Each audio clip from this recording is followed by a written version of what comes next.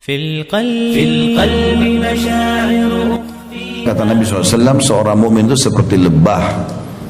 Kalau dia makan, dia hanya makan yang baik saja. Lebah itu maunya yang manis dan diambil dari sari bunga. Walaupun ada lebah-lebah sekarang yang sudah mulai diberikan hal-hal selain daripada ini. Seperti misalnya ada orang-orang yang curang kadang-kadang. Saya dapat informasi dari salah satu kerabat kami yang kebetulan juga memang dagang madu ini. Jadi karung ditaruh gula, kemudian dibasahin dengan air sehingga lebahnya ke situ. Ini berbahaya madunya nanti, karena manisnya itu hasilnya pun dari gula, dan ini berbahaya bagi orang yang penyakit gula. Padahal sebenarnya madu dalam sabda Nabi SAW, kesembuhan ada di 3 hal. Ya, diminum madu, kemudian sayapan pisau bekam, dan juga kai. Sudah pernah saya jelaskan, kai menggunakan besi panas. Tapi akhirnya berubah, gitu kan? Berubah karena dia salah.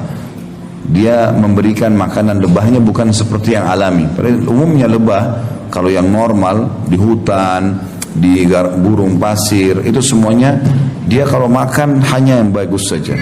Dan dalam kelompok lebah itu ada yang bertugas, mereka bekerja tim yang sangat bagus.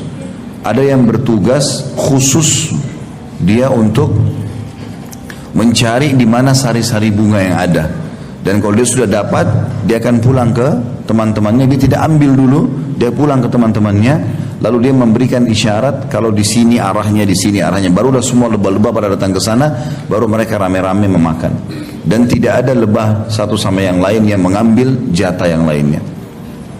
Maka lebah, kata Nabi SAW, kalau makan hanya makan yang baik saja, manis dan dari sari bunga, gitu kan. Kemudian kalau dia memberi, dia hanya memberi yang terbaik. Dia hanya mengeluarkan madu, dan madu juga bagus bagi manusia, sehat. Bahkan Allah SWT sebutkan memang madu secara khusus dalam surah An-Nahl, surah tentang lebah ini, disebutkan bahwasanya dia akan menjadi syifa linnas, obat untuk manusia. Kalau di Timur Tengah teman-teman, madu itu dijadikan sebagai obat untuk semua penyakit. Mereka betul-betul yakin dengan sabda Nabi SAW. Ya.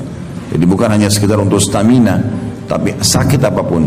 Seseorang teman yang saya kenal dari Syria mengatakan pernah ada orang kena, dia tabrakan, batok kepalanya pecah.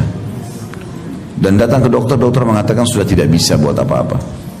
Maka kerabatnya waktu pulang, ada satu yang memang sangat yakin dengan sabda Nabi SAW ini, mengambil madu kemudian meletakkan di antara belahan kepala itu. Subhanallah, dalam hitungan jam batok kepalanya bersatu lagi. Tapi kadang-kadang orang tidak memikirkan masalah itu karena kurang keyakinan.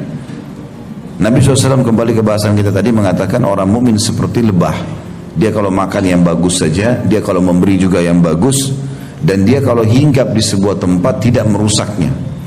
Kadang-kadang sarang lebah teman-teman, walaupun dia bergantung di ranting atau pohon yang kering, itu tidak jatuh, tidak merusak.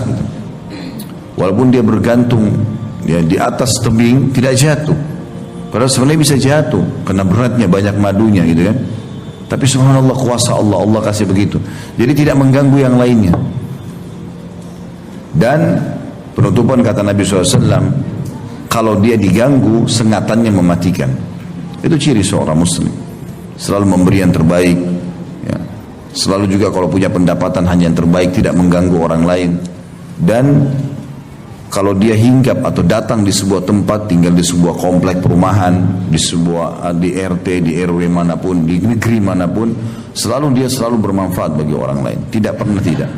Tapi kalau diganggu dari sisi agamanya, maka sengatannya mematikan. Mereka siap mati membela agamanya. Itu ciri orang mukmin.